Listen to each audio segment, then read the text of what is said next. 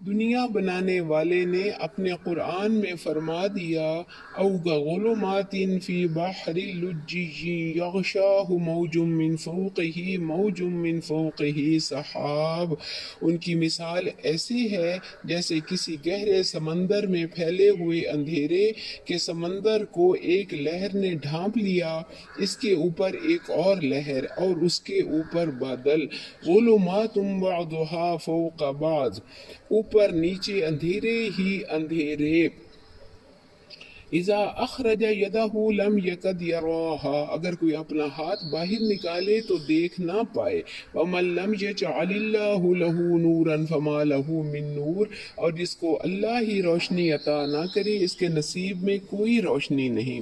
قرآن پاک کی یہ آیت سائنس کی جدید تحقیق کو ثابت کر رہی ہے کہ سمندر کی تہ میں اندھیرا، پھر اس کے اوپر طوفانی لہریں جو ایک دوسری پر چڑھی آ رہی ہیں، روشنی آنے کے سب ذرائع بند۔ لہریں صرف سمندر کے اوپر ہی نہیں ہوتی بلکہ گہرائی میں بھی ہوتی ہیں۔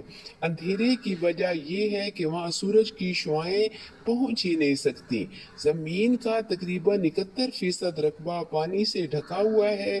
سمندر کتنا گہرا ہے انسانوں نے صرف اندازے ہی لگائے ہوئے ہیں۔ سمندر کی دنیا پر اسرار ترین دنیا ہے۔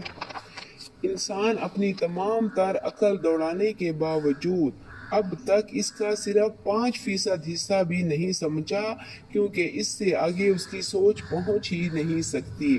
ایک اندازے کے مطابق سمندر کی گہرائی 12,785 فٹ ہے، جو تقریباً 3897 میٹر بنتی ہے۔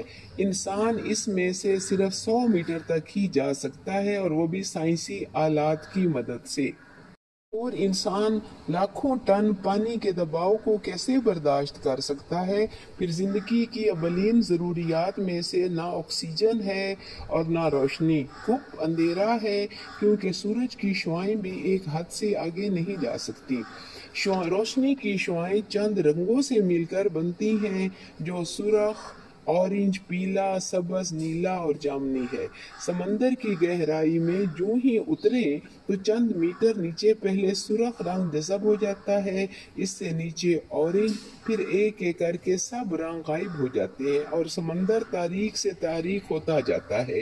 ایک سمندر کی تاریکی کی گہرائی، دوسری لہروں کی، تیسری بادلوں کی، جنہوں نے اندھیرے اور بڑھا دیے، اتنا کہ اپنا ہاتھ بھی دکھائی نہیں دیتا۔ قدرت نے انسان کی بے بسی کی ایک کہانی سامنے کر دی ہے۔ اس سمندر کی تہ میں ایک سمندری جہاز جس کا نام ٹائٹینک تھا، اس کا ڈھانچہ پڑا ہوا ہے۔ یہ جہاز 1912 کو ایک آئس برگ سے ٹکرا گیا، اس میں 1600 انسان تھے جو ڈوب گئے۔ 1985 میں ایک آبدوز نے یہ ڈوبا ہوا جہاز دریافت کیا۔ اس کے بعد لوگ سمندر کی تہ میں بڑی طاقتور آبدوز کے ذریعے جاتے رہے۔ ان کا مقصد صرف ٹائٹینک جہاز کے ملبے کو دیکھنا ہوتا ہے۔ 18 جون 2023 کو صبح کے وقت 5 لوگ ایک آبدوز ٹائٹن میں بیٹھ کر سمندر کے سفر پر نکلے کہ ڈوبے ہوئے جہاز کا ملبہ دیکھیں۔ یہ ایک ایڈونچر تھا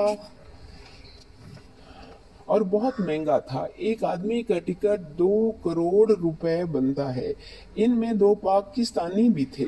ٹائٹن کا سفر 7 گھنٹے میں مکمل ہونا تھا، لیکن سفر شروع ہونے کے تقریباً پونے 2 گھنٹے کے بعد اس کا رابطہ بیرونی دنیا سے کٹ گیا۔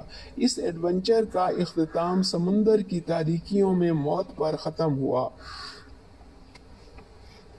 وہ لوگ کہ جن کی زندگیاں ایمان اور عمل صالح کے بغیر ختم ہو جاتی ہیں، ان کے لیے دونوں جہانوں میں اندھیرے ہی اندھیرے ہیں۔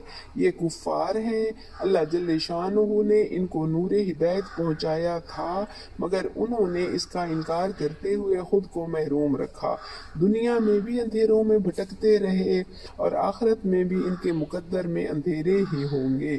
ابی بن کعب رضی اللہ تعالیٰ عنہ فرماتے ہیں کہ کافر 5 اندھیروں میں ہیں۔ نمبر 1، اس کی بات ظلمت، نمبر 2 اس کا فعل ظلمت، اس کا نمبر 3 اس کا اندر جانا ظلمت، نمبر 4 اس کا باہر نکلنا ظلمت، اور نمبر 5 قیامت کے دن دوزخ کے اندھیروں میں داخل کر دیا جائے گا۔